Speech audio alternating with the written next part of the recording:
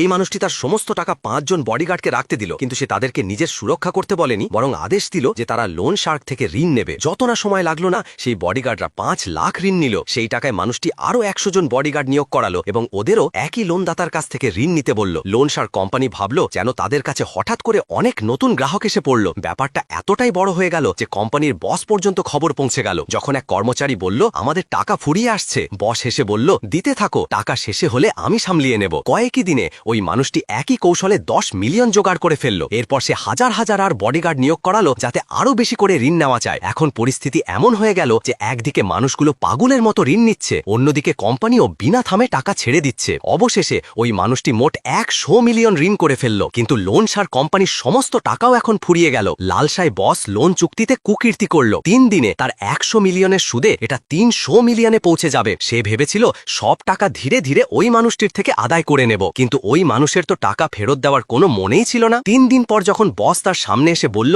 চল আমার 300 মিলিয়ন বের করে দে, মানুষটি কেবল হেসে বলল, ঘুটা ভেঙে বসো আর আমার কাছে ভিক্ষা করো, কারণ এখন আসল বস আমি। রাগে আক্রমণাত্মক বস তার গুন্ডাদের ডাক দিল, একে ধরা, তার সব দাঁত ভেঙে দাও। কিন্তু ওই মানুষটি ঢুকিয়ে মাত্র ইশারা করল, আর তখনই হাজার হাজার বডিগার্ড ভিড় থেকে এসে উপস্থিত হলো। তারা চারদিক থেকে লোন শার্ক লোকজনকে ঘিরে ফেলল। টিকটকে লাইক ভিউজ কিনতে চাইলে এই নাম্বারে হোয়াটসঅ্যাপ করুন।